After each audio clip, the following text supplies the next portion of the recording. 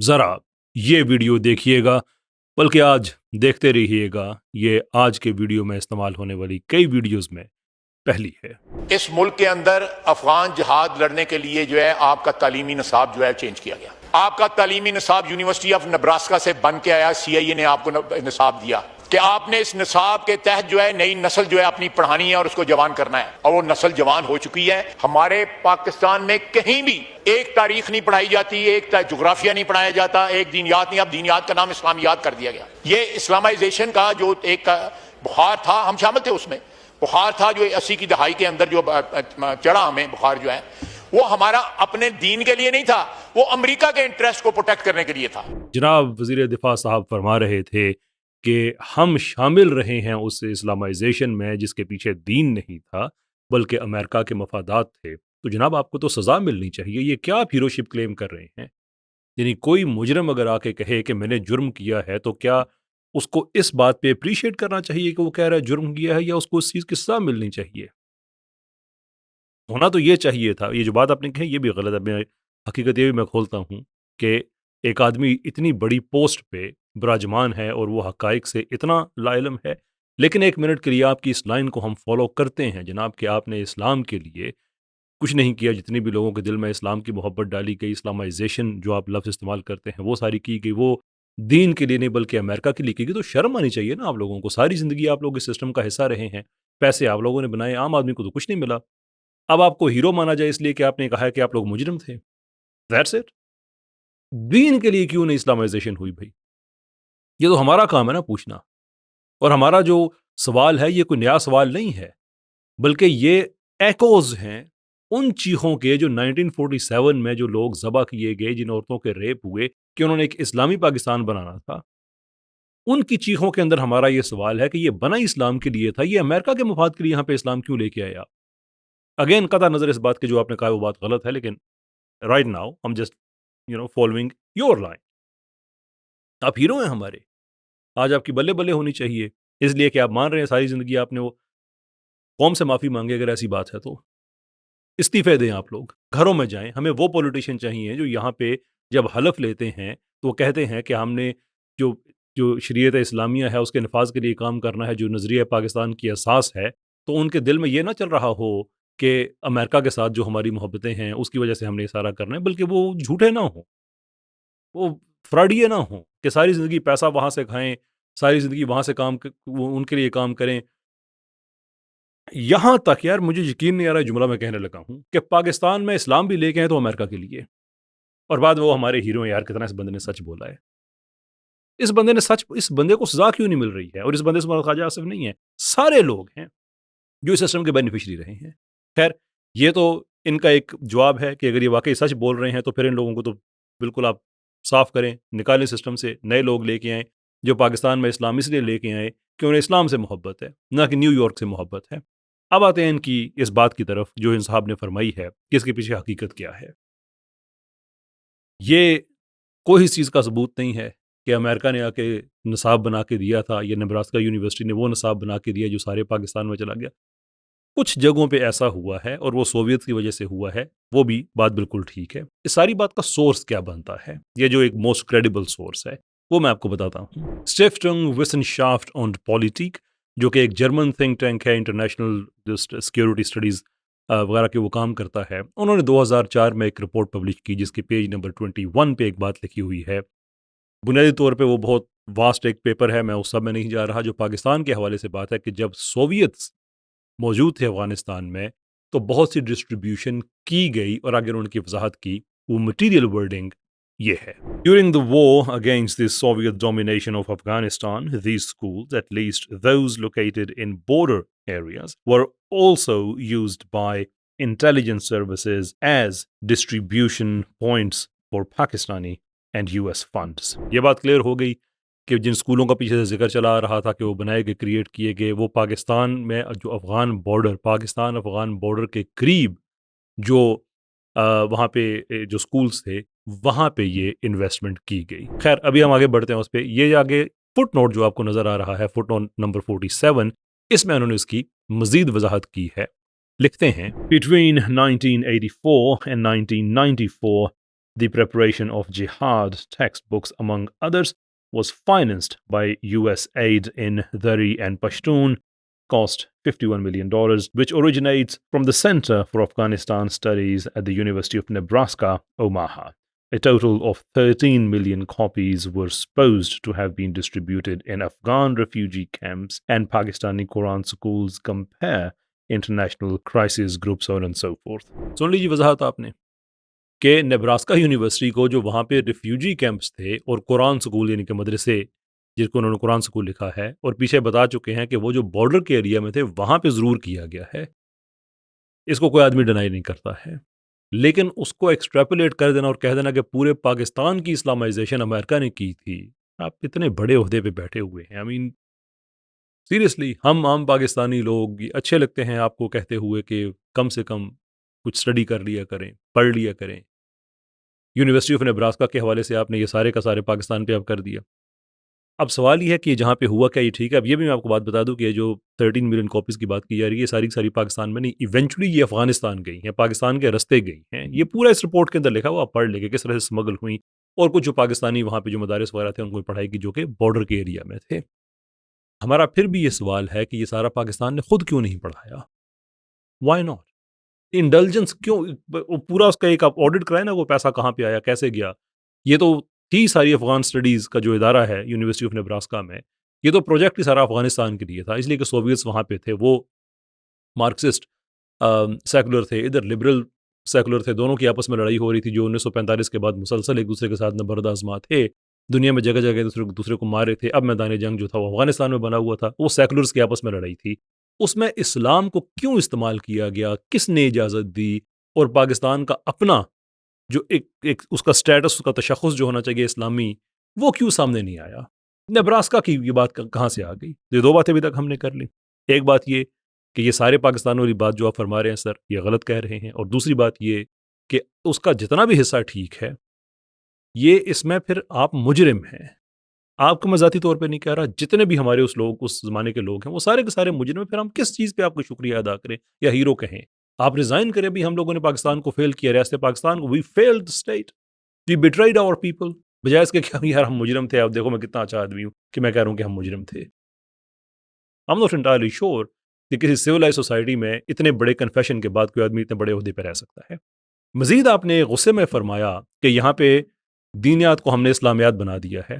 ذرا فرمائیے جناب، دینیات میں کیا پڑھایا جائے؟ Literally I'm asking you at a point blank range کہ ایک اسلامی ملک میں جو کہ دین اسلام کے نام پہ بنا ہوا ہے، جو اس یعنی ہمارے آئین میں لکھا ہوا ہے کہ اس کا سارا نظام اسلامی ہوگا، کتاب و سنت کے خلاف آپ جا نہیں سکتے، ہمارا جو اسٹیٹ کا ریلیجن ہے وہ اسلام ہے، اس کی جو موسٹ سیکرڈ بک ہے یعنی کہ قرآن، وہ یہ کہہ رہی ہے کہ جو اسلام ہے اللہ کے نزدیک، یہ دین جو ہے نا وہ اسلام ہی ہے. تو ہمارا تو کلیم ہی یہ ہے کہ جو دین ہے وہ اسلام ہے. باقی اپنے آپ کو سب کا حق ہے جو اپنے آپ کو کہتے ہیں کہ ہمارا بھی دین ہے سارا. لیکن جہاں تک پاکستان کے لوگوں کا تعلق ہے جناب، دین کی جب بات کی جائے گی تو اسلام کی بات کی جائے گی. It makes perfect sense. ہاں نان مسلم پاکستانی ہیں، ان کے پاس رائٹ ہے وہ اپنے دین کو پڑھیں، اپنے ریلیجنز کو پڑھیں، اپنے سسٹم آف بلیفس کو پڑھیں جیسے وہ پڑھنا چاہتے ہیں. وہ ان کا ایک رائٹ ہے، انسانی حق ہے، ان کا سول رائٹ ہے، کانسٹیٹیوشنل رائٹ ہے، اس پہ کوئی. لیکن جو میجورٹی ہے، جو میسز ہیں، اگر وہاں پہ دینیات کے طور پہ جب پڑھایا جاتا ہے جو سبجیکٹ وہ اسلامیات ہے، تو کیا ہونا چاہیے وہاں پہ؟ کنفیوشنزم پڑھایا جانا چاہیے وہاں پہ. I mean literally I'm more interested in that کہ اسلام دینیات کی جگہ کیا پڑھایا جائے وہاں پہ، جبکہ اس دین کے ماننے والوں کی مقدس ترین کتاب کے نزدیک دین ہے ہی اسلام. Unbelievable man. Anyway, let's move on to the next part. جہاں تک مدارس کے اسٹوڈنٹس کا تعلق ہے، اس میں کوئی شک نہیں ہے کہ وہ ہماری ایک سیکنڈ ڈیفense لائن ہے. وہاں پہ نوجوان جو پڑھتے ہیں اللہ کے فضل سے وہ دین کے ساتھ بھی جو ہے آراستہ ہیں، اور اس کے ساتھ جو ہے وہ ان کے جو وقت ضرورت جو ہے، اس طرح انہوں نے فرمایا کہ ان کو شہری دفاع کے لیے یا دوسری ضرورتوں کے لیے جو ہے نا بالکل 100% استعمال کیا جا سکتا ہے. جہاں 2 یا 3 یا 4 یا 5 ہزار مدرسے تھے اسلام آباد کے اندر، اس وقت ہزاروں مدرسے ہیں اور سارے نجائز زمین پہ بنے ہوئے ہیں. اللہ کا نام لیا جا رہا ہے، مسجدیں اور مدرسے بن رہے ہیں اور قبضے کی زمین پہ بن رہے ہیں. دونوں حصے آپ نے سن لیے جی. کبھی یہ دفاعی لائن ہوتے ہیں اور کبھی یہ اللیگل زمینوں پہ بنے ہوئے ہیں. اچھا، مدرسے اللیگل زمینوں پہ بنے. آپ مجھے بتائیں پاکستان میں انڈیویجول مدرسہ کیوں ہے؟ میرا ایک سوال ہے. آپ ریاست ہیں، پاکستان میں سارے مدارس ریاستی ادارے کیوں نہیں ہیں؟ سارے جو مدارس میں پڑھانے والے اساتذہ ہیں وہ گریڈڈ آفیسرز کیوں نہیں ہیں؟ ان کے تبادلوں کا انتظام ہونا چاہیے، ان کی پینشنز ہونی چاہیے ریٹائرمنٹ کے بعد. ان کا پورا، وہ اس ملک کے اہم حصہ ہیں. انہوں نے لاکھوں لوگوں کا کام جو اسٹیٹ کا کرنے والا ہے، لاکھوں بچے انہوں نے اپنی ذمہ داری میں لیے ہے، جن کو کھلایا جا رہا ہے، پلایا جا رہا ہے، اور لوگ ڈونیٹ کرتے ہیں ان اداروں پہ ٹرسٹ کرتے ہوئے. وہ بچوں کو پڑھاتے ہیں، بچوں کو وہ شیلٹر کرتے ہیں. یہ تو ایون مشرف جیسا لبرل آدمی بھی کہتا تھا ویسٹ میں جا کے کہ یہ اتنا بڑا یہ جو ہیومنٹیرین کاز ہے جو ہمارے مدارس ان کو کیری کر رہے ہیں، یہ اس پہ تو شکریہ ادا کرنا چاہیے کہ لاکھوں بچوں کی ذمہ داری ریاست کے پاس نہیں ہے. بٹ کوشچن از دیئر کہ ریاست جہاں پہ فیل ہوتی ہے وہاں پہ اس طرح سے ادارے کام کرتے ہیں. یہ نان گورنمنٹل آرگنائزیشنز ہیں نا ساری. یہ سوال یہ ہے کہ آپ اگر لوگوں کو یہ قول دیں کہ آپ سارے پیسے ہمیں دیا کریں، ہم پاکستان کے سارے مدارس کی اسٹیٹ اونرشپ لیتے ہیں، لوگ ٹرسٹ کریں گے آپ پہ؟ نہیں کریں گے. کیوں؟ اس لیے کہ آپ پاکستان میں اسلام بھی اسلام کی وجہ سے نہیں لے کے آتے، نیو یارک کی وجہ سے لے کے آتے ہیں، واشنگٹن کی وجہ سے لے کے آتے ہیں. That's why nobody trusts you. تو اگر ایک پرائیویٹ سسٹم چل رہا ہے، آج آپ کو مدارس اچھے نہیں لگ رہے ہیں تو آپ یہ زہر افشانی کر رہے ہیں. یہ غیر سرکاری کتنی ہاؤسنگ سوسائٹیز ہیں. اگین میں ورڈ اباؤٹزم کا قائل نہیں ہوں، but when you point something out کہ یہ بڑی غلط ہے، آپ ذرا جناب شروع کریں. کس ادارے کا آپ شروع کریں گے؟ کتنے پاکستان میں ادارے ہیں، ہاؤسنگ سوسائٹیز بنی ہوئی ہیں. یہ پتہ چلا جی XYZ لمیٹڈ ہے، ان کا گھی کا بزنس ہے، فلاں کا بزنس ہے، ساتھ انہوں نے ساتھ یہ بھی شروع کر دیا. کیا جی ہاؤسنگ سوسائٹی بن رہی ہے فلاں کی؟ آپ کی اپنے پولیٹیکل کلاس میں دیکھ لیں، کس پولیٹیکل پارٹی کے لیڈرز نہیں ہیں جنہوں نے اللیگل زمینوں پہ قبضہ کیا ہوا ہے. میں ورڈ اباؤٹزم کا قائل نہیں ہوں. میں کہتا ہوں جو مدرسہ غیر قانونی زمین پہ جناب بالکل ختم کریں، الٹرنیٹیو دیں اس کو، اسے ختم کریں. but then go across the board. پھر اکراس دا بورڈ ایک سرے سے دوسرے سرے پہ جائیں، جہاں جو چیز غیر قانونی اس کو ختم کر دیں. یہ زہر افشانی نہ کریں. آگے بڑھتے ہیں. غزنوی 17 دفعہ یہاں پہ آیا، لوٹ مار کر کے چلا گیا. ایک جنریشن اس کی کنگڈم سروائیو کی، جسٹ 1 جنریشن. اس کے جو ہے دوسری نسل جو ہے بیٹا، اس کے بعد کی نسل جو ہے لاہور آ کے رہی، کیونکہ لوٹ مار ہوتی تھی. سومناتھ جو تھا وہاں پہ دولت تھی، وہ بار بار جاتا رہا وہاں پہ سومناتھ پہ. راستے میں اسماعیلی تھے، ملتان میں کنگڈم تھی ان کو، وہاں پہ ان کو قتل عام بھی اس نے کیا. تو یہ میرا اپنا خیال ہے کہ تاریخ جو ہے اس کو پڑھنا چاہیے. جو لکھتے ہیں ان کو پہلے ان کو انڈرسٹینڈ کرنا. سر آپ وزیر دفاع ہیں، آپ جینوئنلی ہوپ کہ آپ کو ملٹری ہسٹری کے بارے میں کچھ نہ کچھ پتا ہوگا، لیکن آپ کی باتوں سے لگتا ہے آپ کو کچھ نہیں پتا. ڈسپیوٹڈ ہسٹری اس کی کہ وہ آ کے سومناتھ میں یہ کرتا، وہ پہلی بات تو یہ ہے کہ یہ کلیئر کرنے کوئی ایسی باتیں ہوئی بھی ہیں یا نہیں ہوئی. دوسری بات بڑی ڈیٹیل میں اب جا کے آپ دیکھیں تو سلطان محمود غزنوی، وہ ایک انسان کے طور پہ دیکھیں سلطان محمود غزنوی کو، غلطیاں بھی کی ہوں گی، ٹھیک بھی کیا ہوگا، لیکن یہ جو ایک artificial retro active application of border ہے کہ اس زمانے میں جب بارڈر ہی نہیں تھا، کوئی ڈیورنڈ لائن نہیں تھی، کوئی کچھ بھی نہیں تھا، سارے علاقے ایک دوسرے کی طرف لوگ جاتے تھے. میں نے کتنی دفعہ کہا ہے کہ آپ لوگ کہتے ہیں کہ سلطان محمود غزنوی نے ادھر آ کے، حالانکہ ادھر ادھر کا کوئی کانسیپٹ نہیں تھا، بارڈر جو نہیں تھا، سارے راجواڑے تھے، لوگ فریلی ٹریول کرتے تھے. اگر پھر بھی آپ کی بات کو مان لیا جائے کہ یہ ادھر آتا تھا، تو یہ جے پال اور راج پال جو یہ سبکتگین اور محمود غزنوی سے وہاں پہ جا کے لڑتے رہے، یہ ادھر جانے کیا کرتے تھے؟ میں نے بڑی دفعہ پوچھا، کہتے ہیں وہ سلطان محمود ادھر پھیرا لگا کے جاتا تھا، یہ لوگ ادھر پھیری لگانے جاتے تھے. ایگزیکٹلی وہ تو جتنے 17 حملے ہیں وہ گن کے آپ دیکھ لیں، جتنے لوگ ہیں وہ وہی ہیں جنہوں نے سبکتگین پہ حملہ کیا. اس کے علاقے میں غزنہ وغیرہ میں جو لڑائیاں ہوئی، میں بڑی تفصیل سے وہ سارا ریکارڈ میں کرا چکا ہوں اپنی ویڈیو میں، کہ وہ تو ان لوگوں سے انتقام ہے کہ آپ لوگوں نے ہمارے ساتھ جنگ شروع کی تھی. ٹھیک ہے، اس کے اندر اسلام بھی سرو ہوا، اپنی جگہ پہ ایک بات ہے، لیکن اتنا زیادہ انسان کو نہیں ہونا چاہیے کہ وہ آ کے چور ڈاکو سے زیادہ آپ اس کو کوئی اہمیت ہی نہ دے سلطان محمود غزنوی. اور بیچ میں یہ بھی کہہ دیا کہ وہ ملتان میں دیکھیں جناب وہاں پہ تو اسماعیلی تھے، ان پہ ظلم ہو رہا تھا. جناب بالکل آپ نے درست فرمایا جناب کہ وہاں پہ اسماعیلی موجود تھے. اب بڑے غور سے سنیے گا، وہاں پہ جو کرامتا کی حکومت جس کے لیے آپ کے دل میں اتنی محبت پھوٹ رہی ہے، اس کا پہلا حکمران، اس کا نام پتہ ہے آپ کو؟ جیلم بن شیبان. کوئی وڑائچ نہیں، کوئی بھٹی نہیں، کوئی کلیال نہیں، کوئی کمبو نہیں. جیلم بن شیبان، جس کے بارے میں مورخین کا خیال ہے کہ وہ اس کا تعلق یمن سے تھا.